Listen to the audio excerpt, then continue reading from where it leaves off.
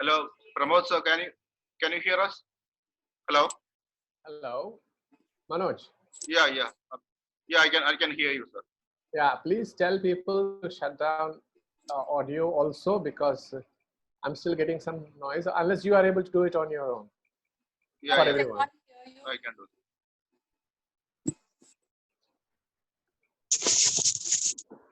I request all participants to please switch off your video and your audio too. Please mute your audio.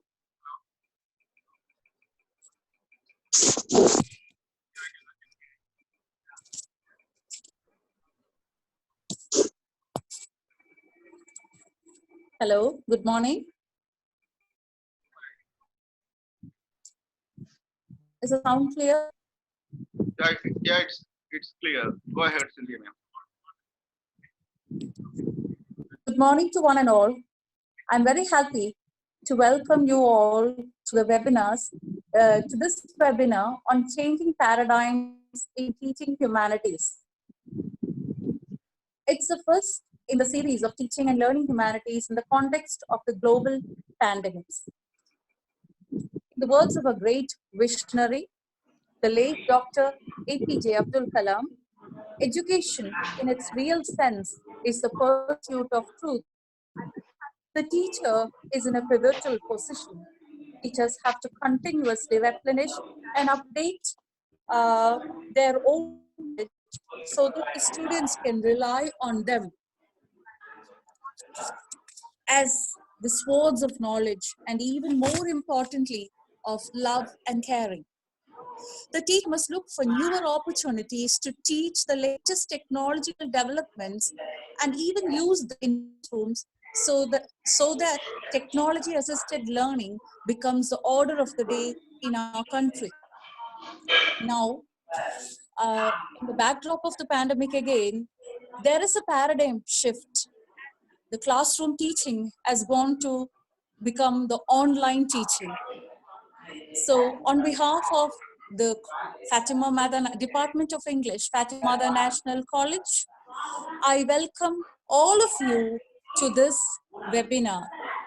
Special welcome to our manager, Father Alden Jacob, our principal, Dr. Vincent B. Neto, our chief guest of the day, Dr. Pramod K. Nayar. We are thankful to him for accepting our invite for this webinar. I welcome all the participants as well as my colleagues and students to this webinar. Thank you. Over to Dr. Manoj, the coordinator of this webinar, who will be introducing our chief guest. Dr. Manoj.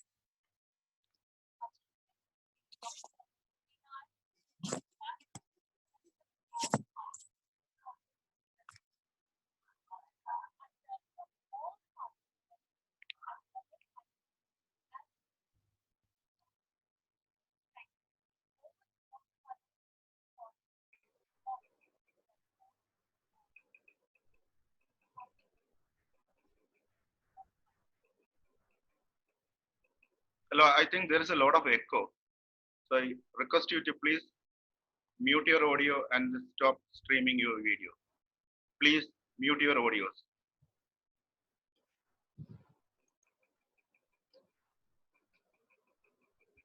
Good morning, all, and welcome to the webinar, Changing Paradigms in Teaching Humanities. This is the first webinar on a webinar series, Teaching Learning Humanities in the context of the pandemic.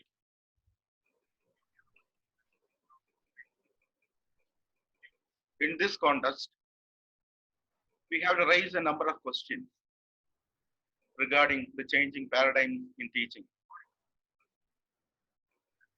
Questions like, how does changing paradigms in teaching influence humanities classes?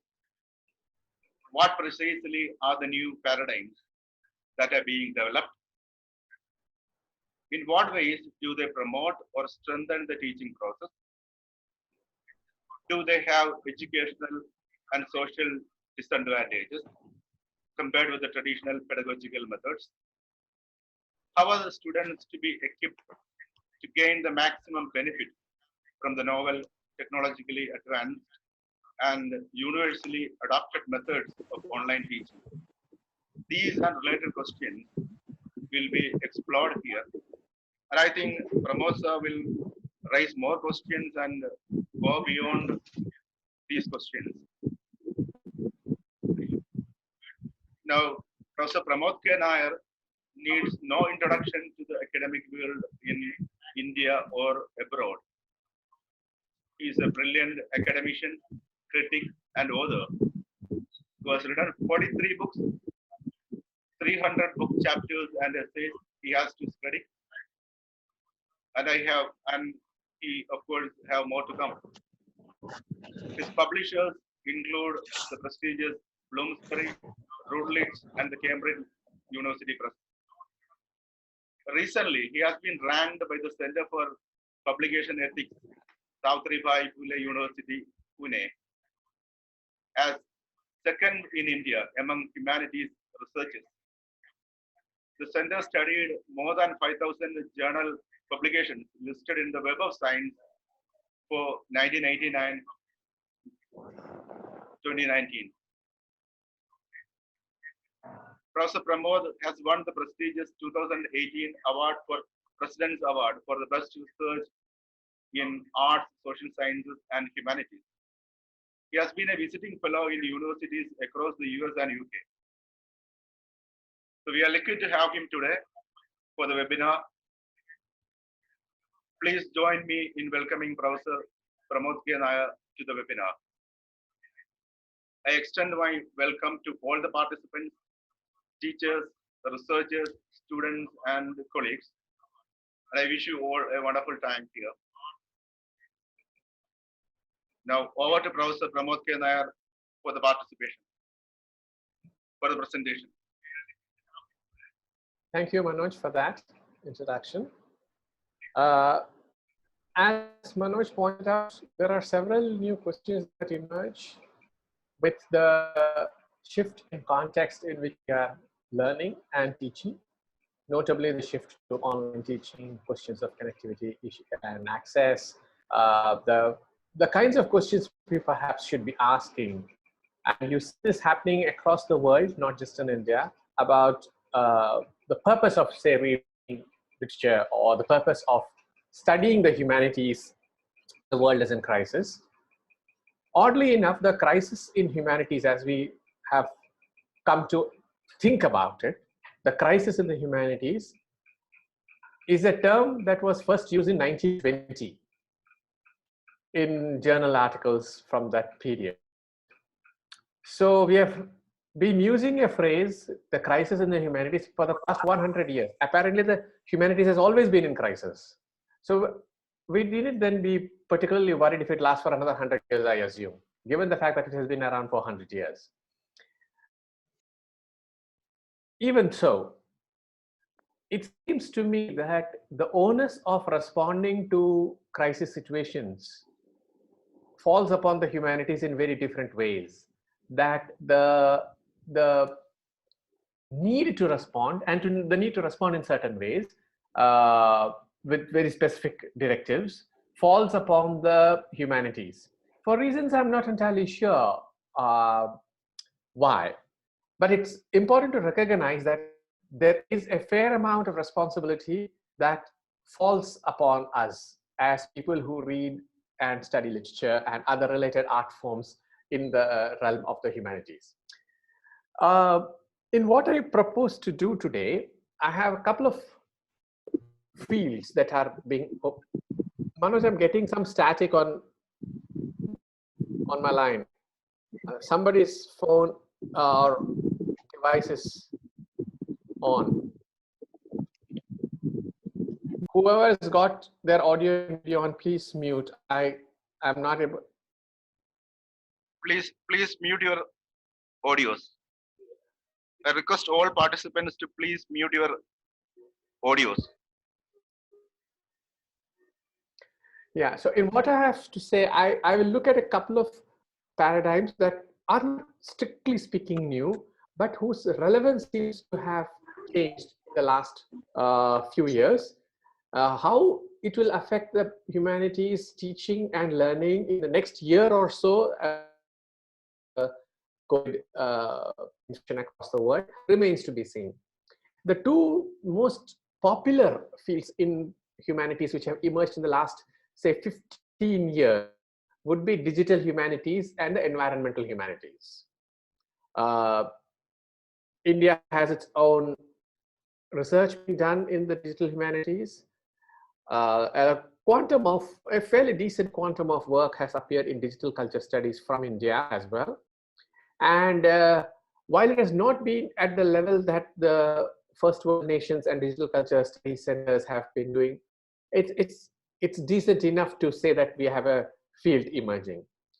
In the case of environmental humanities with critical animal studies, practice-driven political readings of texts, the rise of climate change fiction and literature have been, and the study of course, the Anthropocene in the arts and literature, environmental humanities has been at the forefront of several projects that I am aware of going on in various parts of Indian higher education systems.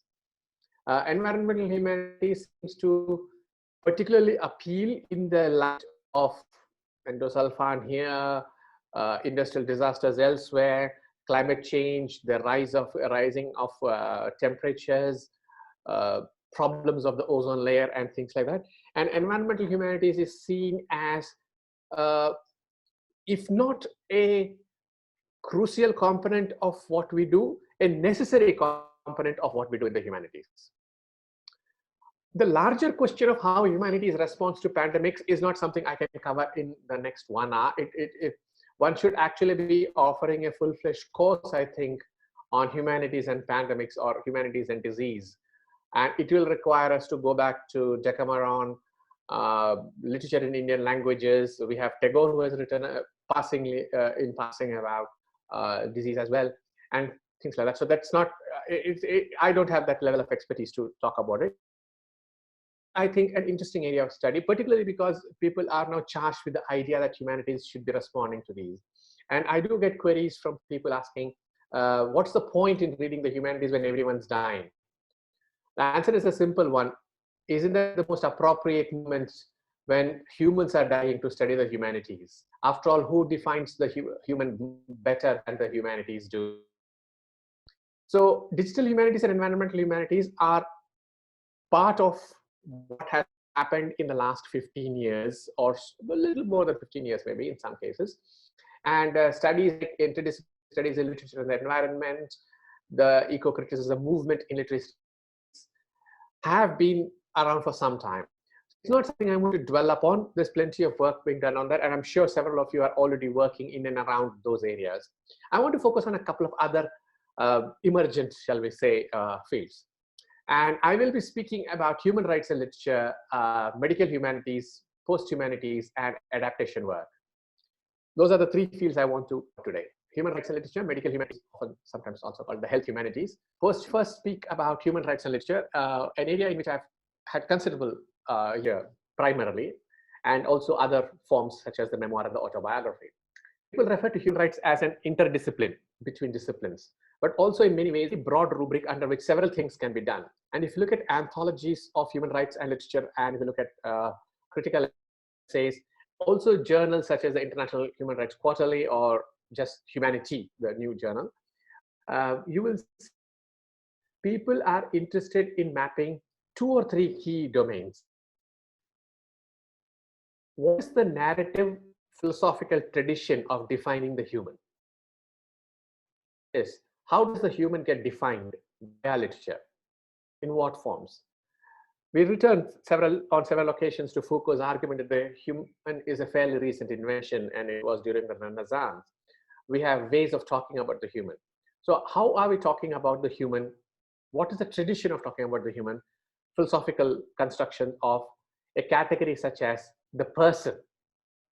And what does literature do to help us understand the idea of this? It is also interested in foundational questions such as, if you define a person in terms of dignity as innate feature, which is the United Nations major document of the 20th century, arguably the most significant documents humans have ever produced in the history of civilization after the Carta. That's the Universal Declaration of Human Rights, the 1948 document.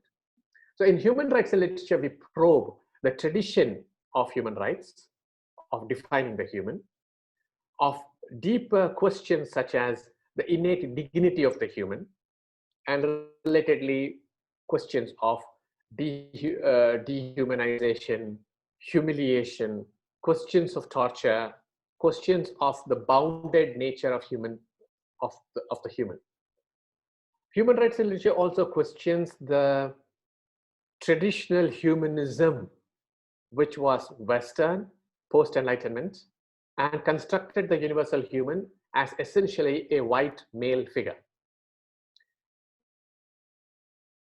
Theory and postcolonial studies, human rights and literature questions the category universal human. What does a universal human mean? Who is this universal human? What are the features of this universal human? And the assumption here is that literature contributes extensively to the construction of the human and therefore of the human rights campaign. Historians of human rights, literary critics in human rights, cultural studies scholars on human rights have noted that the sentimental novel constructed a universal category of the human. This is Lynn Hunt's book that I am referring to, 2007, Inventing Human Rights, that's the title. Lynn Hunt, who argued that the sentimental novel showed that people across classes and races have similar sentiments, and therefore you could universalize humanity as humans who have sentiments. And for Lynn Hunt and for several others, Michael Bartlett and others, the universalizing of the human took recourse to literature in a big way. So for people who study human rights and literature, looking at literature from, say, apartheid South Africa, the colonial period, the sentimental novel in Europe, fictions from the global South, literature of the oppressed from various parts of the world, the differently abled autobiographies that have emerged in the last 30 plus years, all contribute to our sense of what the human is. So on the one hand, it rejects the traditional humanism, which was Eurocentric, in favor of a much enlarged, expanded scope of what the human itself means. And in that particular field, literature, like nothing else, contributes. So human rights literature is a huge field, and I do see people working in and around that area. The flaw that I see in the way it gets taught and studied and researched is that all human rights and literature arguments end up talking about just oppression, that the oppressed have no human rights. Well, in my view, that's a given. It's only when a person gets up and says or narrates the story of not having had his or her rights, the right to have rights, as Hannah Arendt would put it, does a human rights campaign begin. But to say that human rights literature is about the oppressed is a given. It's like saying, yes, there is gravity. Who's disputing it? It's because there are oppressed that there are no human rights. But what do we say beyond it? So there is, unfortunately, I would think, a little bit of repetition in the kind of work being done in human rights and literature, where you take various communities and show how they have been oppressed. But that's, in my view, a very limited way of dealing with it. I do not want to delve deeper into this. People are free to do whatever kind of research they want, actually speaking. But I do think that the paradigm has to move a little beyond stating the obvious, like, oh, these people are oppressed or those people are oppressed, and trying to build hierarchies of competing victimhood. There has to be a little more than hierarchies of competing victimhood. There are other ways of dealing with this. And if you look at people like Judith Butler or Martha Feynman, are all talking about other forms of literary text, philosophical outlook, where if you want to make a thesis about vulnerability and oppression, you have other ways of doing that as well.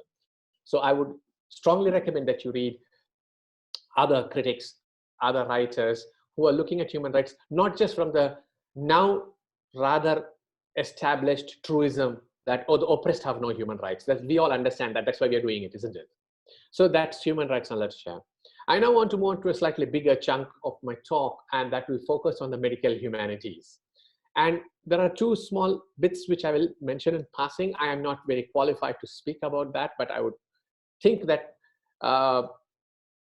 people who want to do further research in that might want to explore it. The first component in medical humanities would be the history of medicine itself, the cultural histories of medicine in various parts of the world. And medicine, I mean in the broadest category, different kinds of medical practices, different institutionalizations of medical practice and medical thinking.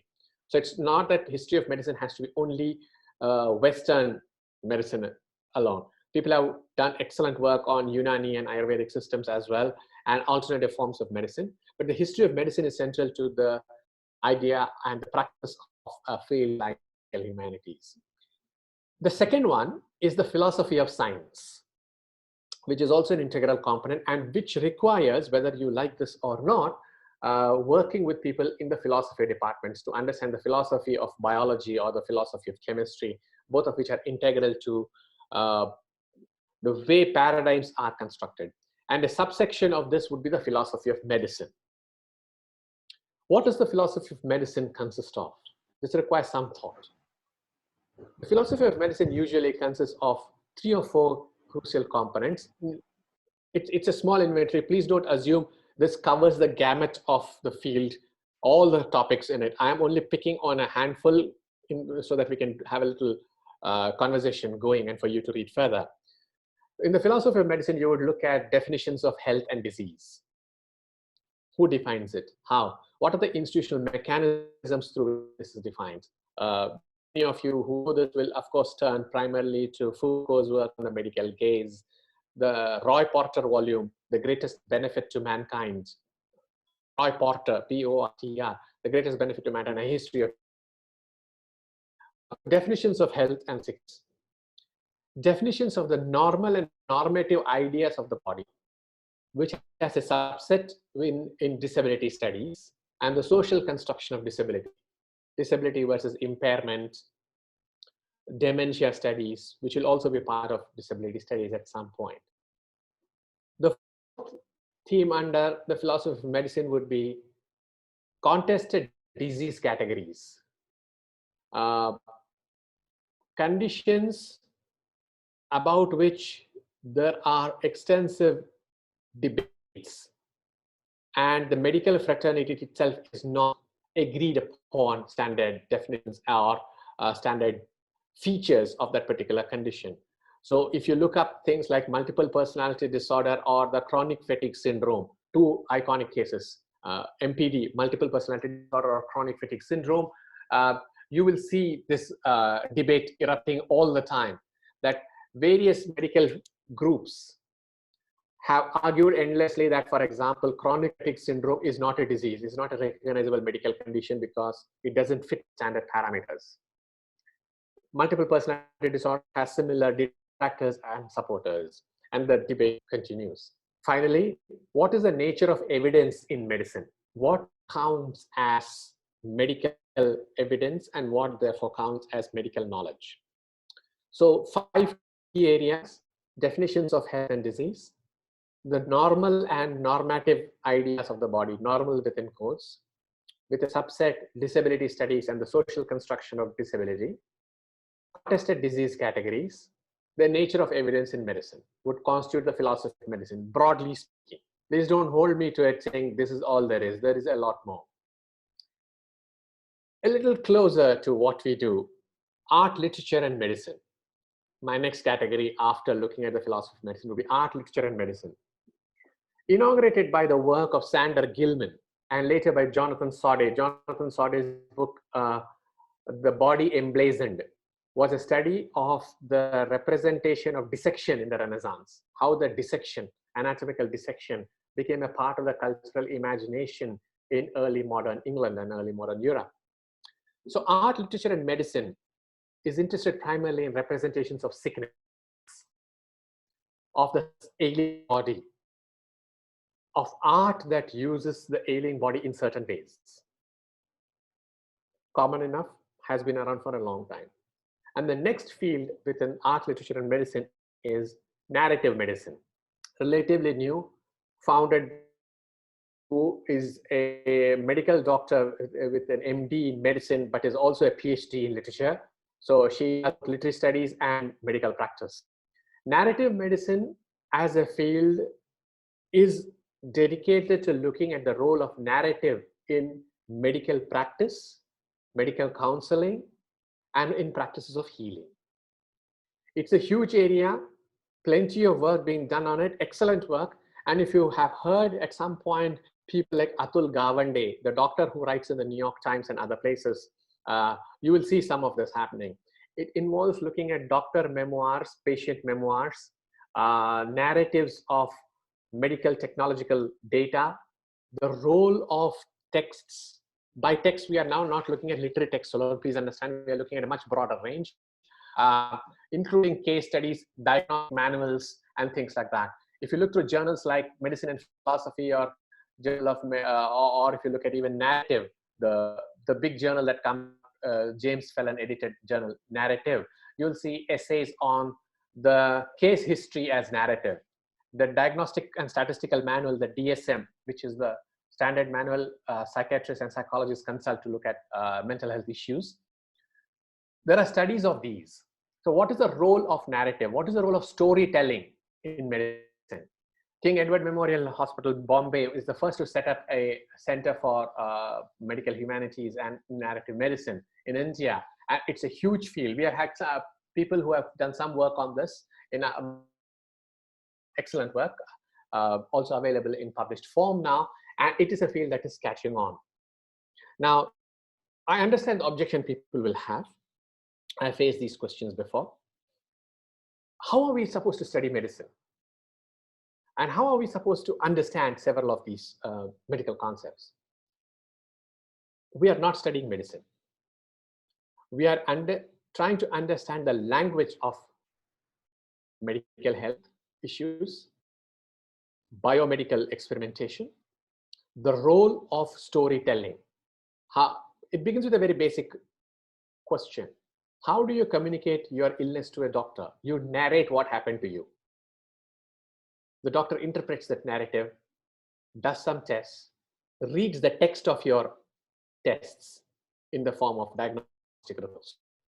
Narrative medicine is about storytelling in medicine and the role it plays in the construction of illness, the construction of the sick person, Parsons' sociological category, the sick person. And if you look at Arthur Frank's amazing 1995 book, The Wounded Storyteller, he'll tell you several more things. It's a book I would recommend for anybody who wants to start work in narrative medicine. Arthur Frank, the Wounded Storyteller, that the body or the ailing body demands that its story be told.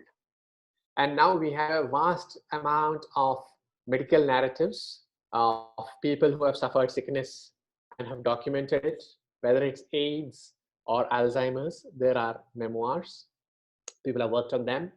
There is the graphic novel form of, it's called graphic medicine. So plenty of work being done. So narrative medicine is the linkage between narrative and narrative studies and medicine. So that's art, literature, and medicine. My next section is on technologies and the cultural studies of technologies. And some of the more popular ones are the cultural politics of documentary, the politics of artificial reproductive technologies, arts as it's called, the politics of the ultrasound, and all those diagnostic tests, and the very gendered nature of several of these. Medical humanities study of technologies is interested in the construction of for example, the person, the embryo, the pre-person, person before a person. It's interested in debates about euthanasia, end-of-life care, and things like that. It is also interested in predictive genetic testing and personal genetic testing, where the ability to look at your genetic data to predict what you're likely to suffer, likely to acquire, is a huge field. So technologies are cultural technologies. Let's understand this very clearly.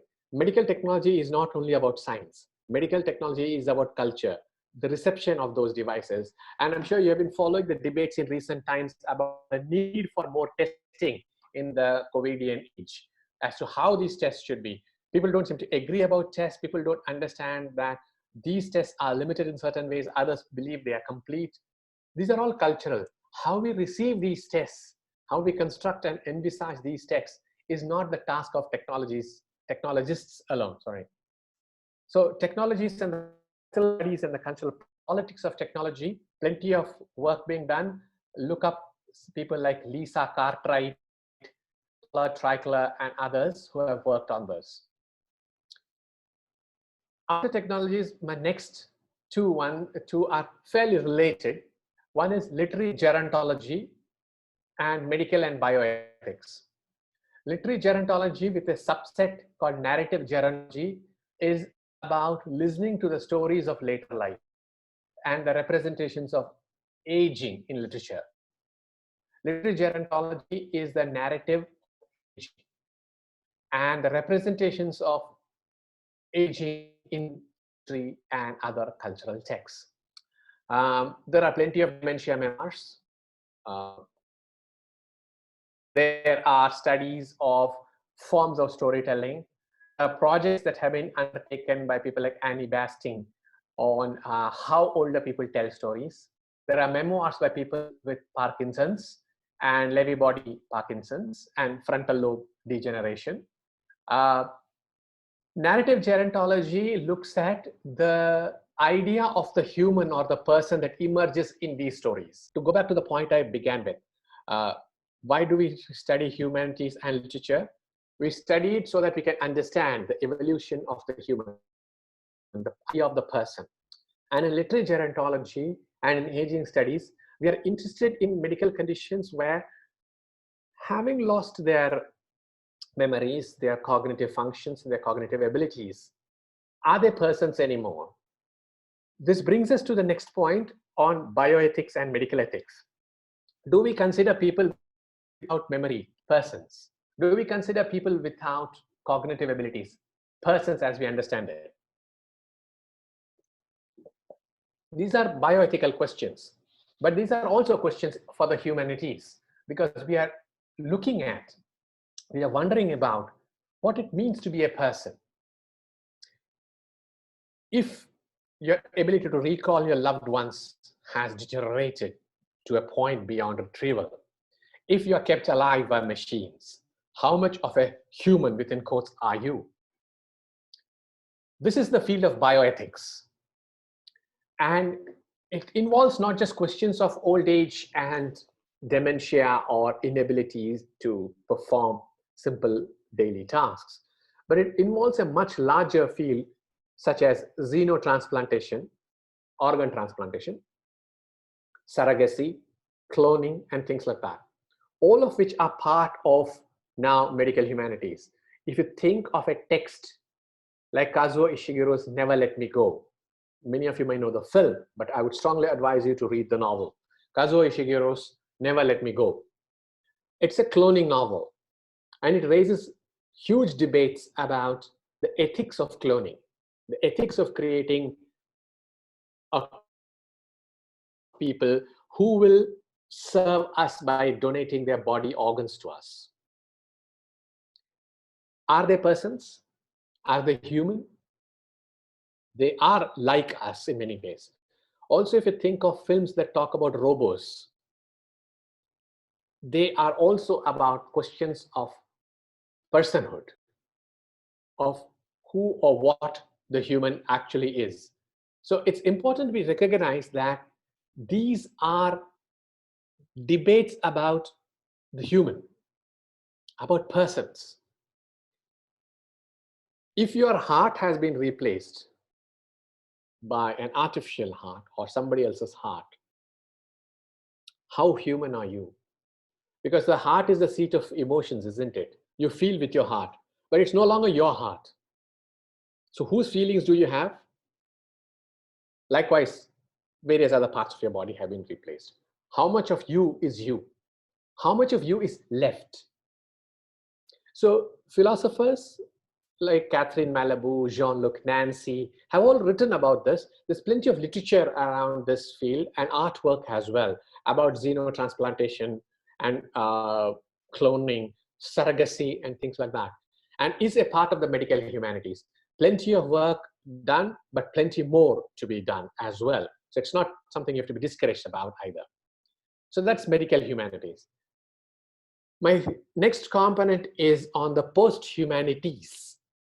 Post-humanities, not hyphenated, one word. And I take the title books. I think now they have republished 45 books from Minnesota University Press, edited by Carrie Wolf. An amazing series of texts. I would strongly recommend you go look it up. Minnesota University Press's series called The Post-Humanities. The diversity is interesting.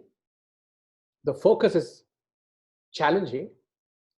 It may require some of us to reorient our thinking, but also reorient the kinds of reading we do. Post-humanities as a field within the humanities draws upon post-humanism, as should be very obvious from the title, whose basic assumption now is you can no longer see the human as a self-contained, coherent agent. All life forms are interconnected.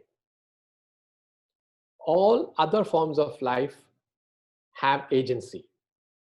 And more importantly, non-living forms, including rocks and water and sunshine, also have agency. So thinking about agency, capacity, capability beyond the human leads the post-humanities to argue a case that all forms of life and non-living matter are interconnected. That is a founding assumption, that everything is connected to everything else. It's interested in 2 or 3 specific issues, which I will now outline. The first I've already mentioned, agency beyond the human. Non-living forms also have agency. Life forms, of course, have agency. Point 2, humanity has co-evolved with other creatures. We have made use of bacteria. We have made use of other organisms to live. So we cannot claim that we are the crown of creation solely because we evolved on our own. We have never evolved on our own. We have never been purely human. You do know about the existence of bacteria on our surface in our stomachs, which help us live. How do you claim you are on your own? You're not on your own. 3, post-humanities is interested in our interaction with other forms of life, other species, and other species, how they compete, cooperate, and work with us. We are interested in the post-humanities in multi-species interactions because we believe that species borders are porous, but species borders are flexible. Things move across borders. It also means we acquire our abilities with the cooperation of other species. But more importantly, as we now know, we have co-opted other species into ourselves.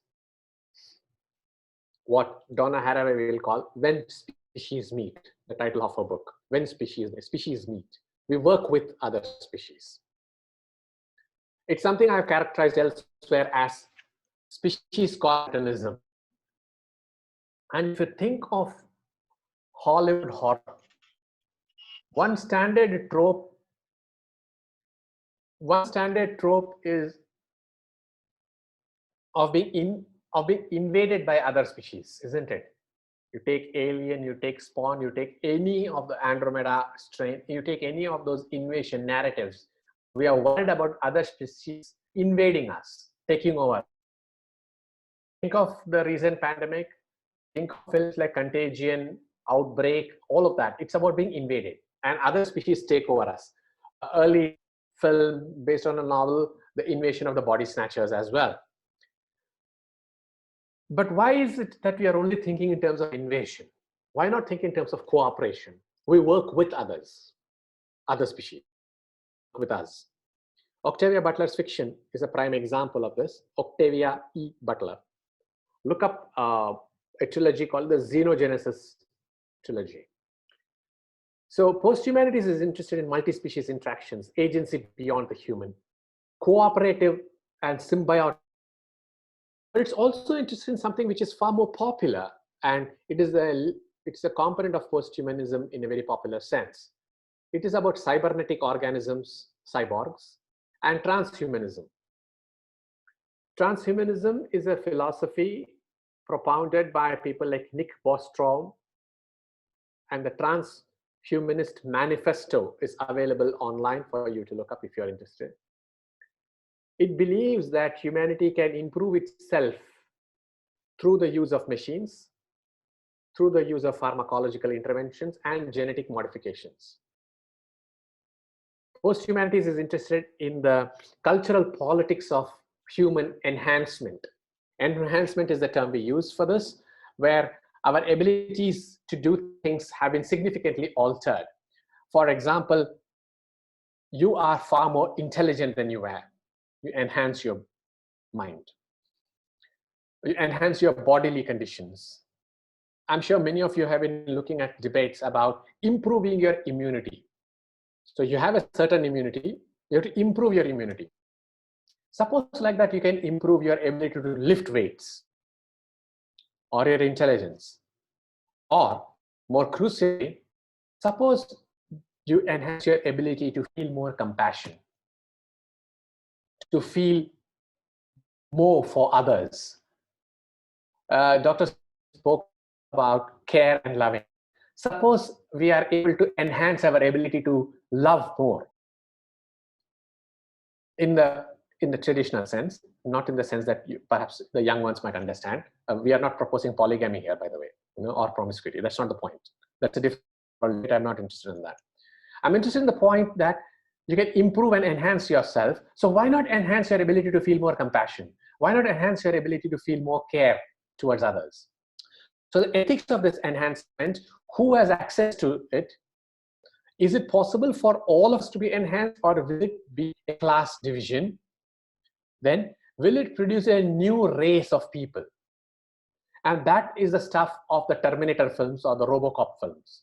The enhanced human who will then become villainous, more powerful, whether computers will take over the world, etc., etc. So the cybernetic organism who enhanced, as we have humans have created, and the ethics of artificial intelligence. There's a whole lot of work on the ethics of artificial intelligence as well.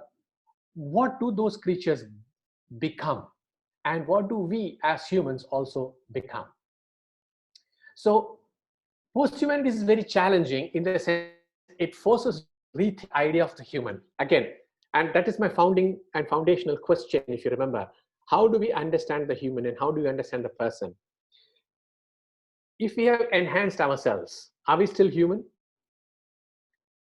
Which breed, race, community, ethnic identity of people has been improved or enhanced? What happens to the others? What if they are unable to enhance themselves? Is there a new form of enhancement racism at work? Is there moral and social and other pressures to improve yourself? Think about that. Those are ethical questions. I don't have answers at this point.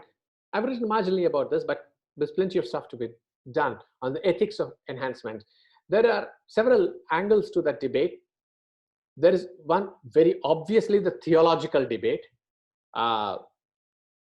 priests and of all persuasions and religious dimensions have responded to this. It's not a field in which I have any interest. There is a medical angle to the debate. Should we do this? Can we enhance ourselves so much that we are no longer recognizably human? Or should we leave it to the natural process of evolution? Then, of course, the social construction of the enhanced human. Is it good for us to do this? Does it prepare us for a better world? And if you've been looking at the debates around the coronavirus, people have been talking about a better world. Does a better world mean we are more compassionate? I am less compassionate than somebody else, than say Manoj. And Manoj is the standard for a compassionate person.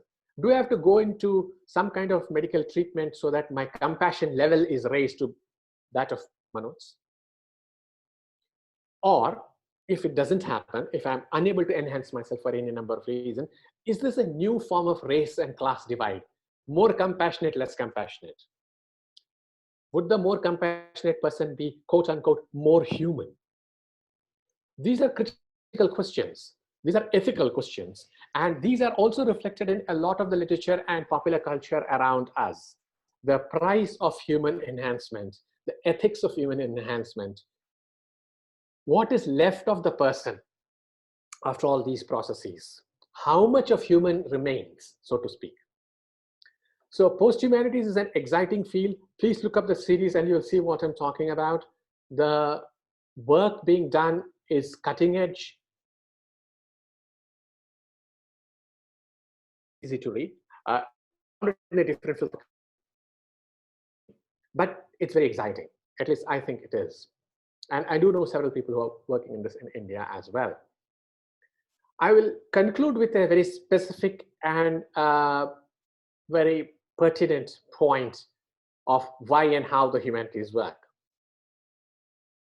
Many of you at some points would have encountered the question, what's the point in reading great literature? What's the point in reading literature of any kind? Why should we reread the classics and revisit the old myths, the humanities? What purpose is served? One answer I've already given through the talk today, that the reason we read literature is to understand how humanity has been constructed, how the person has been constructed, ethical considerations of the human.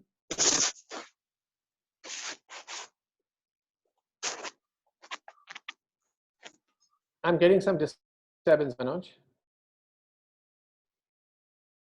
Okay. Hello. Somebody's phone's live.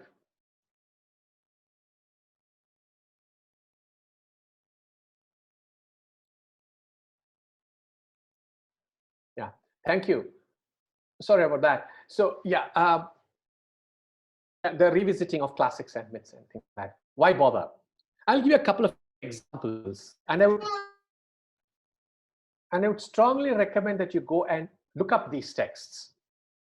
The first is a book that came out last year, Stephen Greenblatt's Styron, Shakespeare on Power. Stephen Greenblatt's Styron is supposedly a book about Shakespeare. And he reads several of Shakespeare's plays. Detail, as sorry, Mike, if you read Stephen Greenblatt, Harvard professor and Shakespeare specialist. But the book is only ostensibly about Shakespeare. The book is about contemporary America. And his interest in tyrannical powers, tyrannical rulers, has to do with questions like, why do democracies elect tyrants to power? How do tyrants operate? What is the structure of administration or governance or society that enables tyrants to flourish? Reading it via Shakespeare, Greenblatt is examining not Shakespeare alone. Greenblatt is examining structures of power, how humanity works with power and powerful creatures, powerful beings, powerful rulers. So the book, like I said, is ostensibly, excuse me, is only ostensibly about Shakespeare. He is reading Shakespeare, yes, laws are about contemporary America. The first part of that book was written in the form of an essay after the elections, which brought Trump to power. And the more you read of Greenblatt's Tyrant, you say, yes, Shakespeare is about power, but so is everybody else. And making those connections help you understand the operations of power, the cultural politics of power, the methods through which power works, gets support, is resisted, is fought. So it's, I think, a very important feature of how we read literature for our purposes. Some of you may know the early book, Shakespeare, Our Contemporary. Shakespeare is certainly not our contemporary, but the relevance of reading that to understand cultural politics is what the book is about. My colleague, Professor Anna Kurian, has worked on Titus Andronicus, and her reading of Titus Andronicus has been in the wake of the Nirbhaya case, to look at the rape of Lavinia in Shakespeare's Titus Andronicus, in the wake of Nirbhaya. And her other essays on this text have focused on the role of Aaron, black character there, and racism, contemporary racism. And her other work has been on the country 17th century genre in England, in English literature, sorry. The country house poem and the connection with questions of hospitality and communities in contemporary India, and showing constantly how when you read Titus or when you read Shakespeare, you're actually reading contemporary India as well. So Anna Kurian's work has focused on this, much cited work, being included in things like the Oxford Shakespeare and work like that, for this particular reason, to show the continuing relevance, but also to show modes of reading, My third example is a book we released last month, Helen Morales' Antigone Rising. Helen Morales is a professor of classics, and this work, as you can see from the title, is a revisit to the Greek myths and legends. Morales in Antigone Rising starts with very interesting propositions. What does Antigone stand for? Euripides' Antigone. Ancient world, Greek, alien to us, perhaps not connected to anything we know.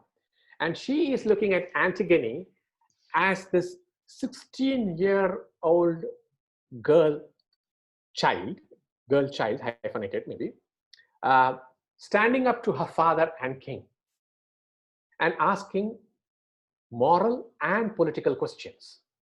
So in Antigone Rising, she speaks about the power of the girl child in extremely dangerous circumstances, who still stands up to power, speaks truth to power. And she has a list.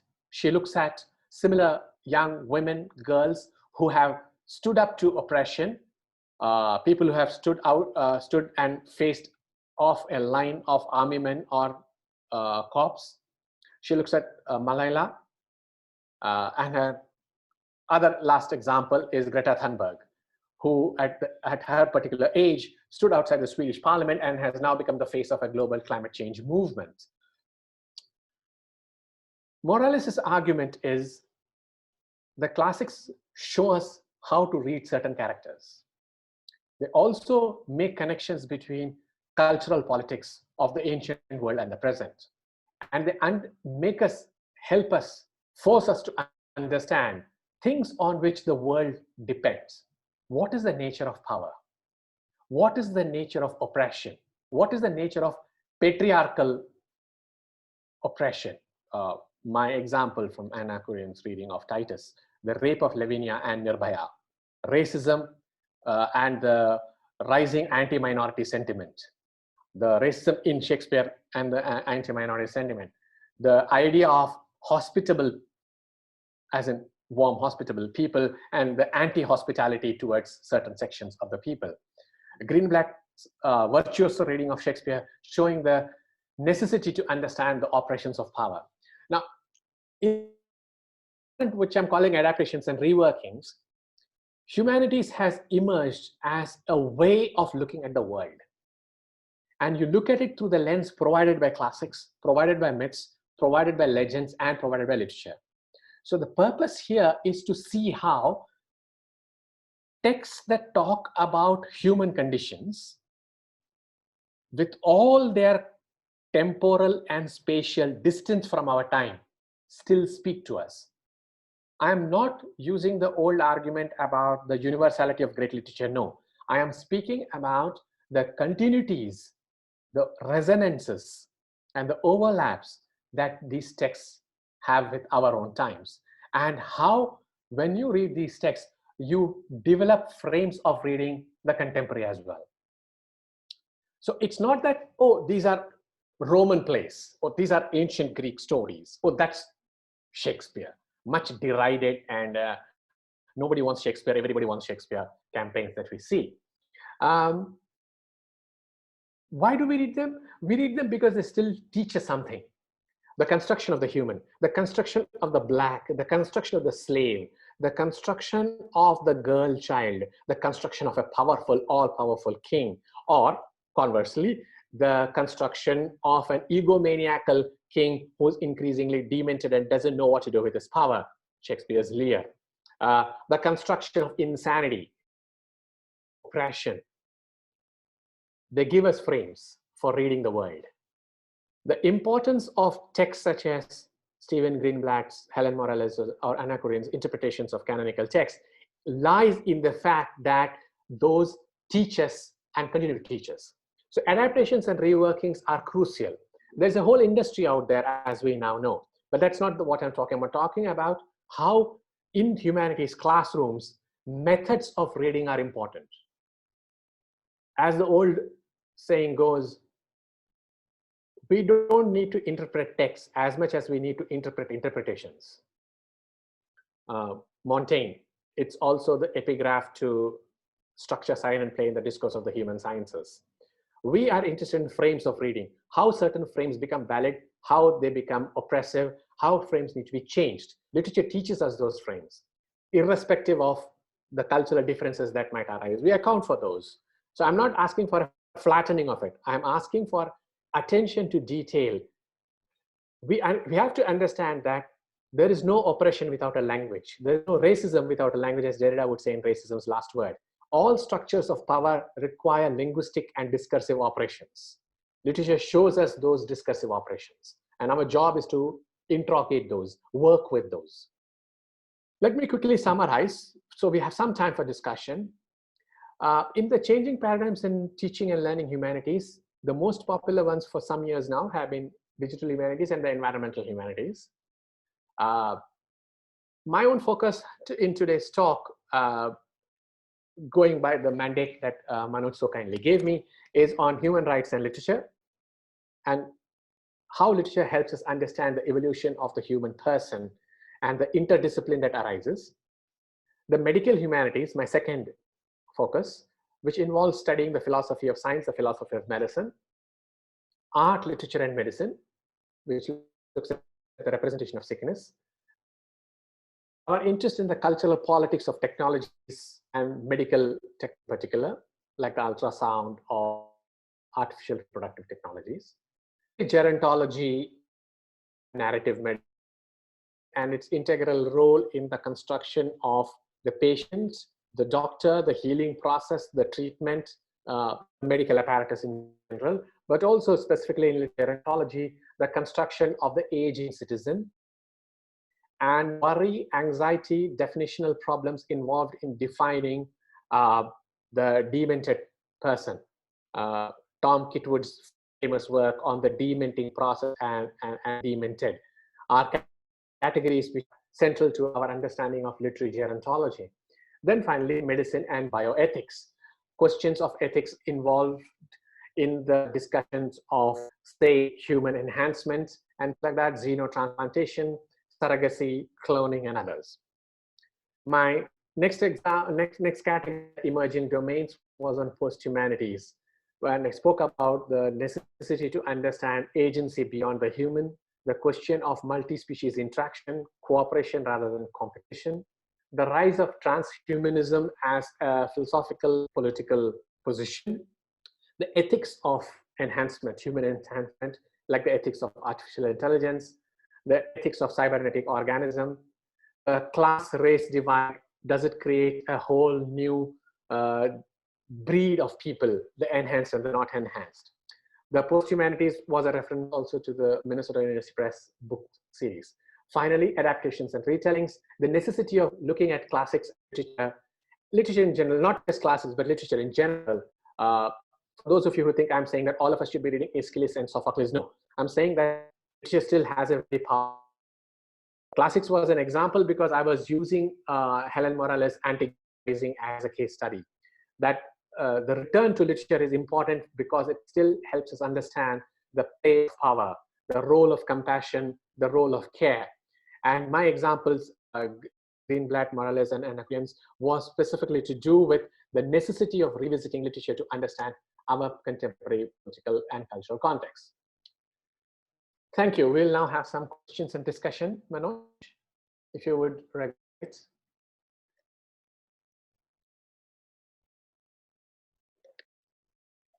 Yeah.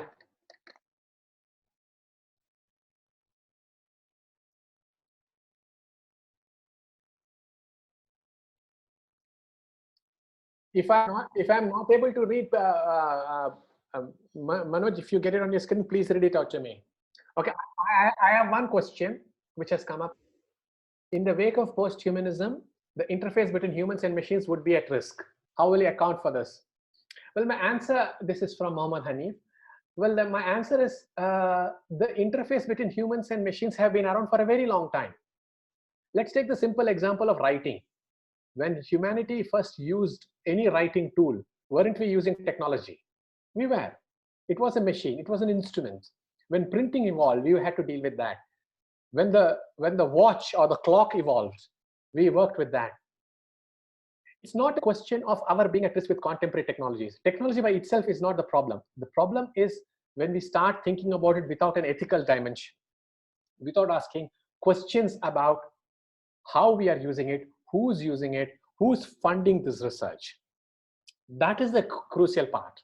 And when you say a pencil or a device, we interface with it and that's at risk. Yes, I understand that in John Wick, there's a legend that he kills people with a pencil and later with a book. Yeah. So so what you thought was a simple writing instrument can become a deadly weapon. So it's not a question of the technology itself being a problem. As for the interface, I wear glasses. It's my interface. I interface with the world through this, and that is also my interface. We all have devices that are interfacing with us. If we let it control us without asking ethical questions, then we have a problem. Other than that, I don't see that as in and of itself a problem. But thank you, very interesting question, very ethical question, I must say.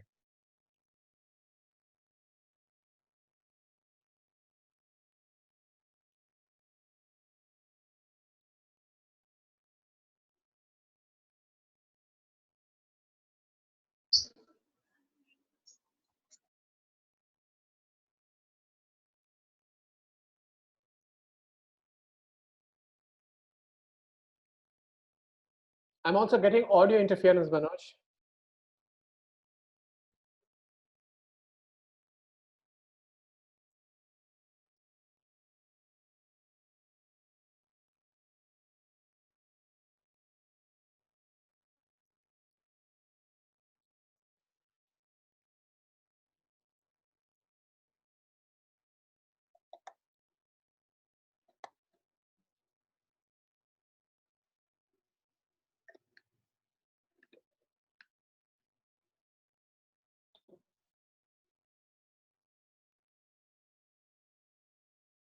Mm-hmm.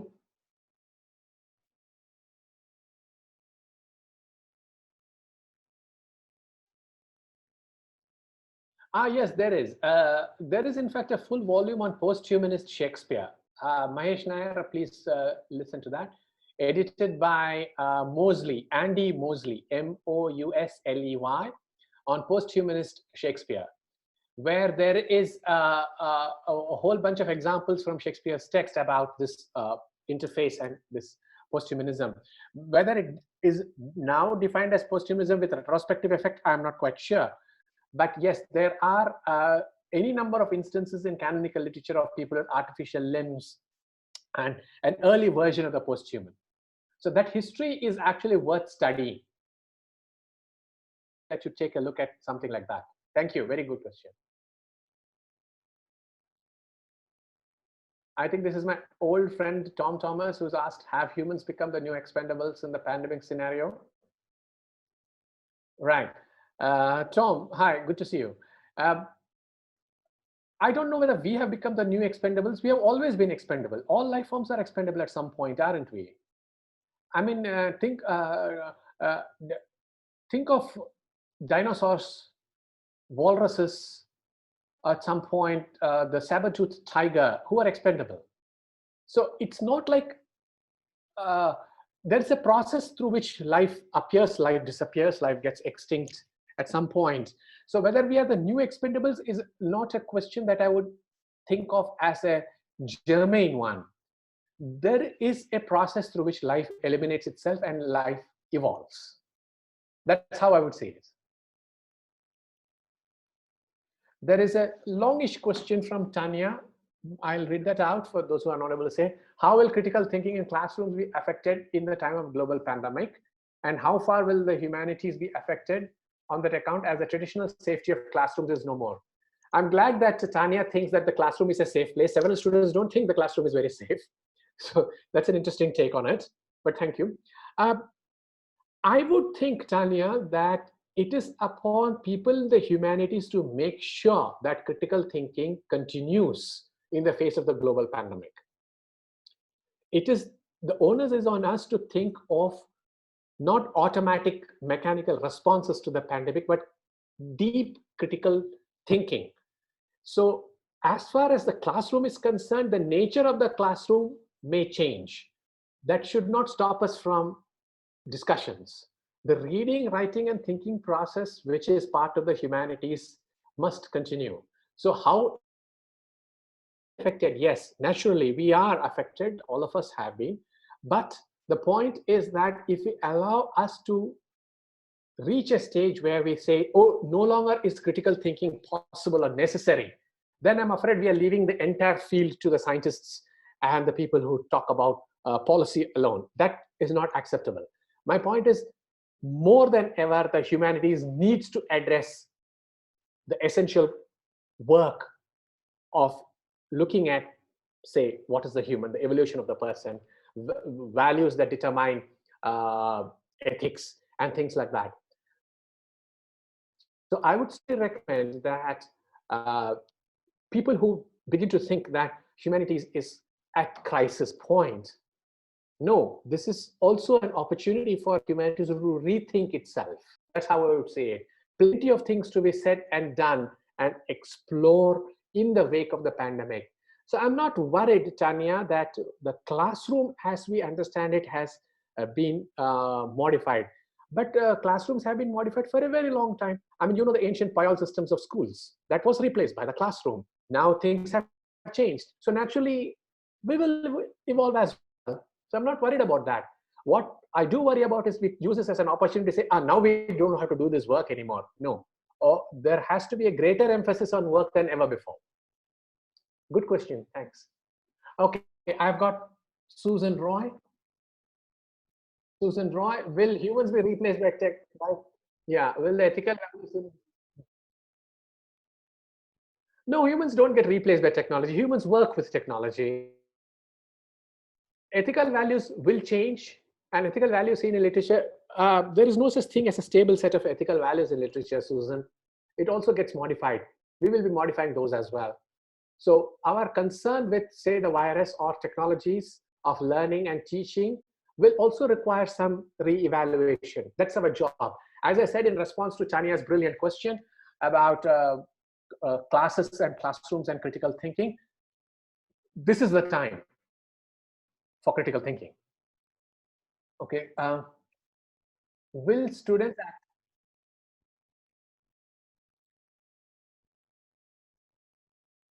this is Meena Pillai, yes.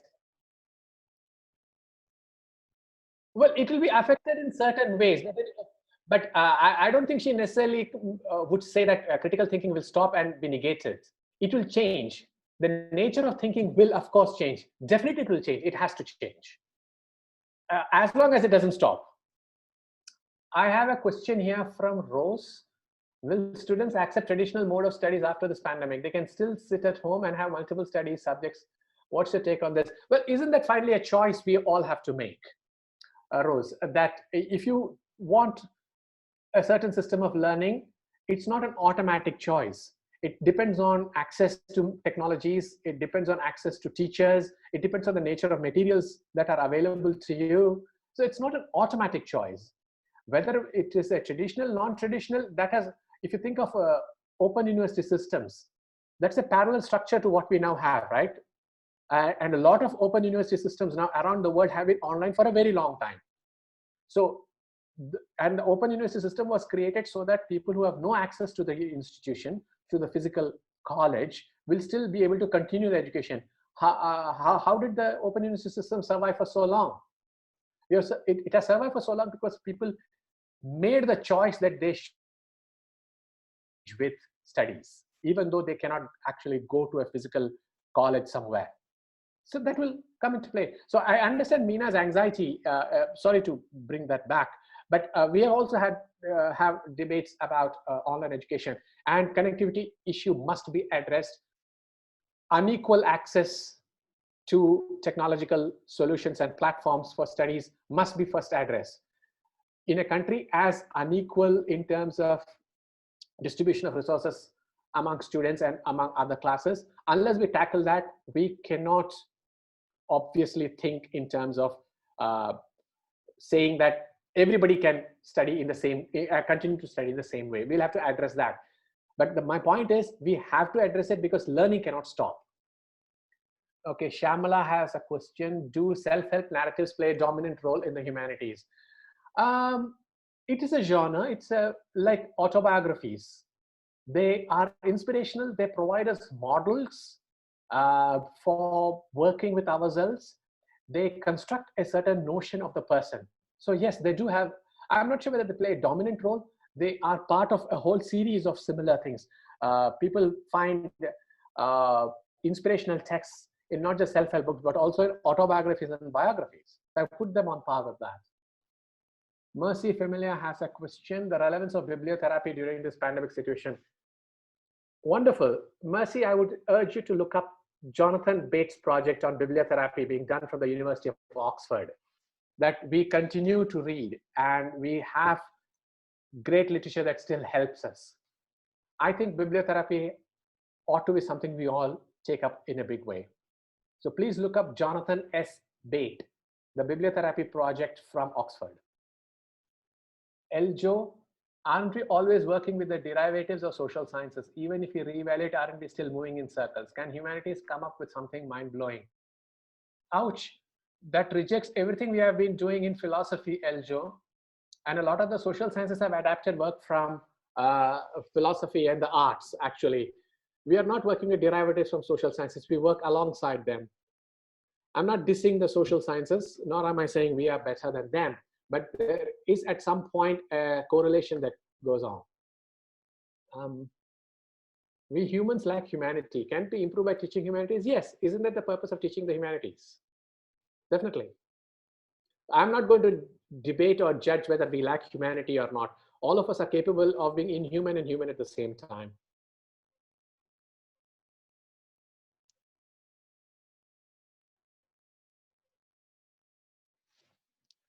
Manoj, have you got any other questions coming to you? I can't see it on the chat box. I see one more from Ms. Shiba. So at some point, we humans lack I address that. I address that. I responded to Shiba's question. Okay. What do you think about minimum comment that we will go back to the feudal system if we continue with that's a political risk that is very much available to us to see and analyze. Yes. You can see it also happening in the more centralized governance mechanisms that are being put in place, heightened governance. A friend of mine in Oslo has spoken about the rise of algorithmic surveillance, and surveillance will increase, which will a state of constant pressure to function in certain ways. Or not, we do not know. That might move us more towards a totalitarian system, yes, which is why the need for critical thinking. So that risk remains. So Meena is accurate in saying that certain older forms will be retained. I don't know whether to call it feudal or totalitarian. I would opt for the totalitarian because I tend to work with surveillance technologies of the contemporary times, and I think that might come back. Certain older values and conservative ideas may also be brought into play by people who are interested in retaining or acquiring power. But that is again part of what happens all the time. It's part of human history. So, you said that literature is about constructing collective cultural identities. Manoj, I can understand that. What was that? Yeah, you said that literature is about constructing collective cultural identities. Mm-hmm. Do you think that in the context of the pandemic, new identities, cultural identities, collective identities will be created? Well, there will be certainly moves to do that. And in yesterday's talk at Bharat Mata College, I did mention via Judith Butler the idea of the herd immunity, and the immune will be a new category of people that evolves. So it will be a collective identity of those who are immune, those who have recovered, those whose lives are no longer so important, the aging population, which will no longer be as important. So yes, new collective and individual identities will. Critical thinking is essential to ensure that we monitor what's going on, to look at the discourses around, to look at the constructions of persons' identities around. We have seen new instances of racisms in the light of the pandemic, right? We all know that.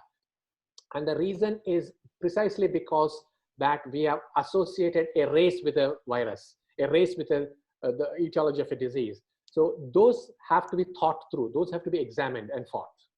But yes, it will evolve, and our job in the humanities is to monitor that. So we have a question here. Mm-hmm. Are we going to be affected, the teachers, in the field of humanities? Is there a global crisis? Do you think that there is a global crisis? Well, the crisis has happened in a different form in universities, I know, in the West, where contractual teachers have been thrown out of their jobs. There will be questions asked about the relevance of the humanities and why we teach these texts and things like that. As long as there are people, it will require teachers. Yeah. Teachers will be essential. How we teach may change, may modify. And that's why I said in response to your citation of Meena's point that as teachers, we should be concerned about equitable distribution of learning, questions of access. Those will of course be there. Those are important. And those will have to be accounted for. That doesn't mean the end of teaching. Forms of teaching change. Methods of teaching and assessment might change. Teaching itself doesn't stop. Okay. So we have a question regarding the real value or profit of funding research in humanities. What is your take on that? I didn't get that. What was that? The real what? The real worth, or what is the profit in funding research in humanities? The profit in funding research in the humanities is it enables us to ask questions that people in the hard sciences will never ask. That it enables us to look at cultural politics, cultural discourses, the making of social imaginaries, which the sciences will not ask. And if you don't ask those questions, we will let them run our lives.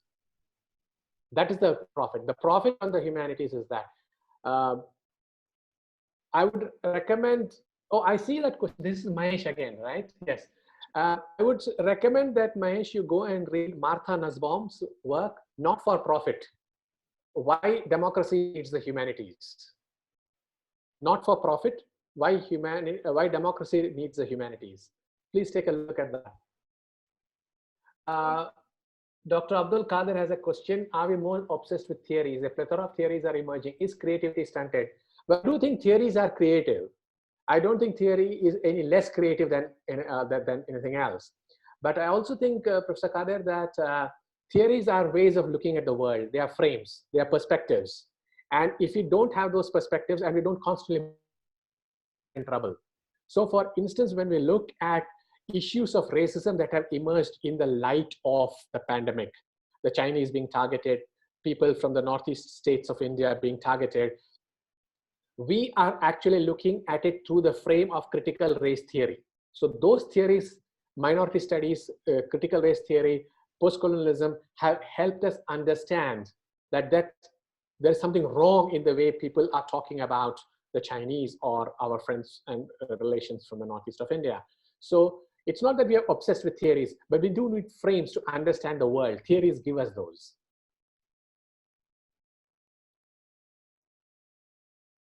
Okay, I think we have one more question from Tanya. How Right. far will we have one more question from Tanya. How far will the application of interdisciplinary route in humanities and science assure purity of output in research of a subject? I don't know what the purity of output actually means, primarily because all output is anyway, it begins with contamination. It begins with collaboration and cooperation. There's no purity of output as such. We hope that this kind of work in the medical humanities or in multi-species ethnographies that are coming into play will enable us to ask certain kinds of questions. And the nature of questions will naturally have to change. So that is an important component.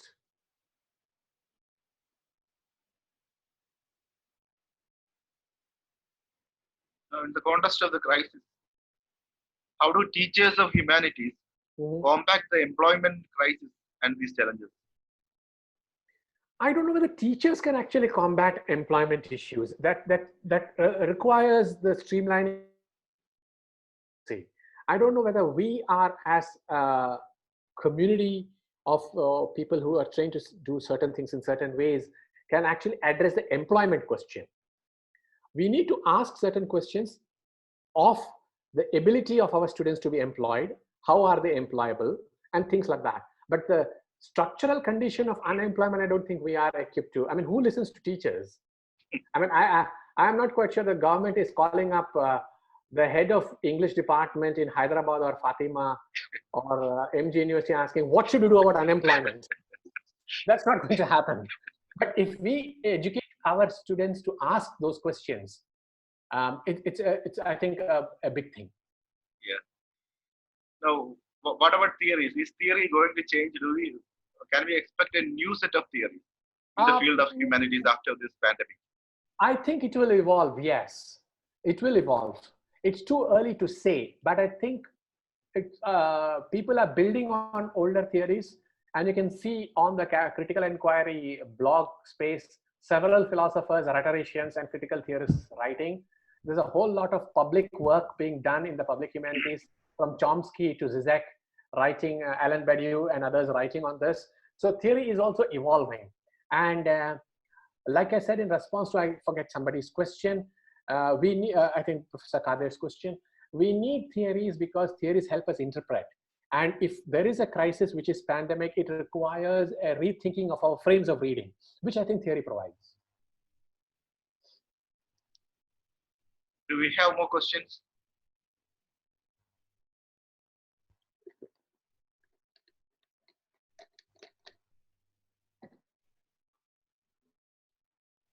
A lot of appreciation for your presentation, sir.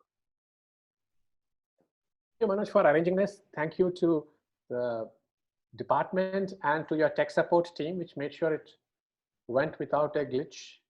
Yeah. Thank you, sir. And I will. Thank you. Like, Thank so you. One second, I will like to invite Dr. Clara from our department to propose a word of thanks. Yes. Very good morning. I hope you can all hear me. Hello? Yeah, we can hear you. Yeah, go on. Okay. The unexpected and unthwarted pandemic situation of 2020 stimulated the much needed change in the teaching learning process. This first webinar, Changing Paradigms in Teaching Humanities, is another feather to the cap of the Department of English of our Autonomous College, Fatima Mada National College, Kollam. Dr. Pramod K. Nayar graciously consented to be the resource person for the webinar. In his talk, he enlightened us on a varied facets of humanities, human rights and literature, medical humanities, humanities, art, literature, and medicine. We are overwhelmed with gratitude, sir, for taking us through these very relevant insights. We would like to thank you particularly for the interactive session in which you answered the queries of all of us who are in the humanities stream. On behalf of the Department of English, I place on record our sincere gratitude. Thank you very much, sir. On behalf of the Department of English, I thank every participant from near and far for being part of this webinar, particularly for the wholehearted participation in the interactive session. Thank you one and all for being part of our first webinar. I thank the principal, management, and IQAC of Fatima Mada National College for exhorting us to conduct webinars as contributing our might in the current scenario. The head of the department, Dr. Cynthia Michael, is ever keen to move with the times. She initiated this webinar. Thank you very much, Dr. Cynthia. The coordinator, Dr. Manoj's tireless efforts led to the fruition of this webinar. He is the architect behind this entire venture, right from arranging the resource person, preparing the brochure, and organizing the entire webinar. On behalf of the entire department, our profound thanks to you, Manoj. Thanks are also due to our colleague Tom for co-hosting this webinar and for offering the technical support that Manoj required. Every member of the department has contributed to the success of this webinar in one way or the other. Thank you one and all. It has been a very interactive webinar. Thank you. Now, Thank you, over to Pramod sir, once again. And thank you all the participants for being here. We'll be uploading the video to our YouTube channel soon, and we shall definitely send the link to you. You can Thank watch you it so much, over. Manoj. Thank you, everyone, and the Department of English in particular. Bye. Bye, sir. I think we'll wind up the session.